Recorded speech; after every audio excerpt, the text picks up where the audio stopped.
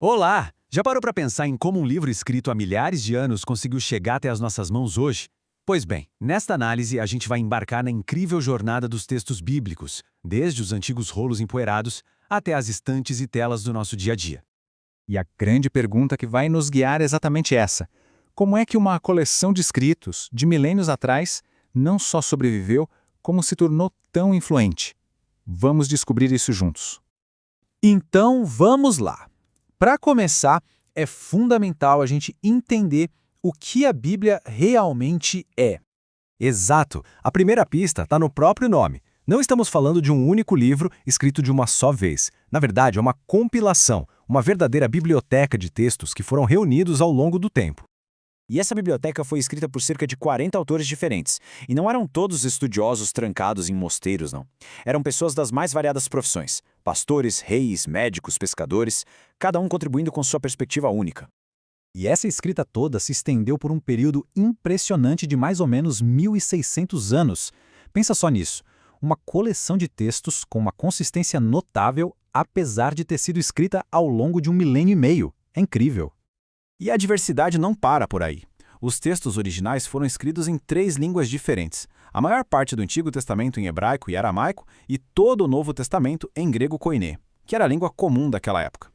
Aí fica a pergunta, né? Com tantos autores, tanto tempo e tantas línguas, como é que essa obra pode ter uma mensagem tão unificada? A resposta teológica para isso está num conceito chamado inspiração, ou theopneustos em grego, que significa soprado por Deus. A crença é que, embora tenha sido escrito por mãos humanas, o autor final é divino, e isso garantiria a consistência da obra. Certo, mas com tantos escritos religiosos antigos circulando por aí, como foi que a lista oficial, o que a gente chama de cânon, foi decidida? E aqui a gente vê uma das principais divergências históricas que acontece no Antigo Testamento.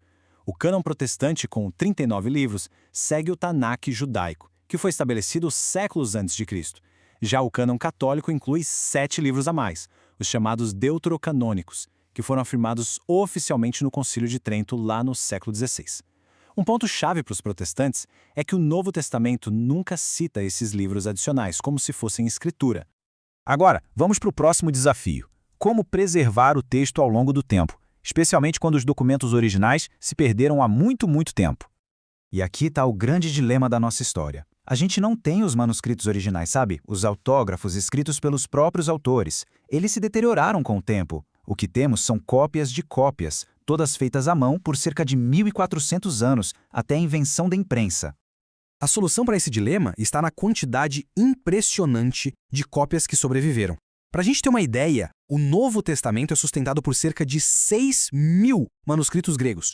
Agora compara isso com a segunda obra mais bem documentada da Antiguidade, a Ilíada, de Homero, com menos de 2.000 cópias.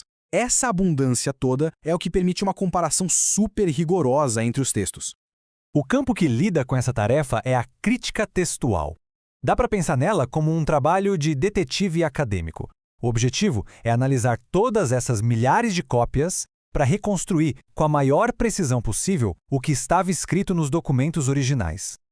E como é que funciona esse trabalho de detetive? O processo é bem metódico. Primeiro, os estudiosos reúnem e organizam os milhares de manuscritos. Em seguida, avaliam as diferenças entre eles, as chamadas variantes textuais. Por fim, eles reconstruem como esses erros de cópia ou alterações foram surgindo ao longo dos séculos. Por séculos, todo esse processo dependeu de textos da Idade Média. Mas em meados do século XX, uma descoberta no deserto mudou completamente o jogo. Para entender a dimensão disso, imagina a situação. Havia uma lacuna de mais de 1.000 anos entre a conclusão do Antigo Testamento e as cópias mais antigas que os estudiosos tinham em mãos. A grande questão era: será que o texto foi transmitido fielmente durante todo esse tempo? E então, em 1947, a resposta chegou de forma dramática. Pastores beduínos encontraram jarros de argila em cavernas perto do Mar Morto, e dentro deles, rolos antigos. Esses eram os manuscritos do Mar Morto, que nos deram uma versão do texto mais de 1.000 anos mais antiga do que qualquer coisa que se conhecia até então. A descoberta foi simplesmente espantosa. Nas cavernas de Qumran foram encontrados fragmentos de quase todos os livros do Antigo Testamento. Ao comparar esses textos com os manuscritos medievais, os estudiosos confirmaram que, apesar de 1 milênio de cópias manuais, o texto permaneceu incrivelmente estável e foi preservado com uma fidelidade notável.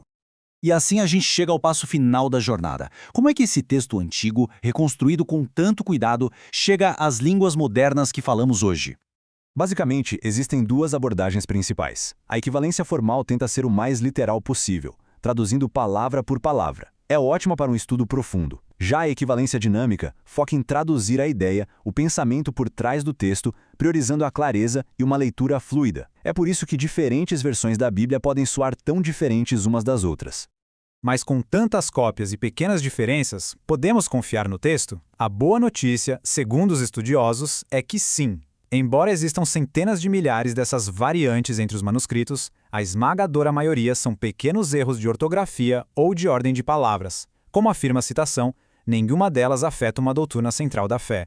E os números mostram essa realidade de forma surpreendente. Apenas uma fração minúscula, cerca de 0,2% das variantes são, ao mesmo tempo, significativas, ou seja, mudam o sentido, e viáveis, quer dizer, poderiam de fato ser a leitura original. E mesmo essas são debatidas abertamente pelos estudiosos.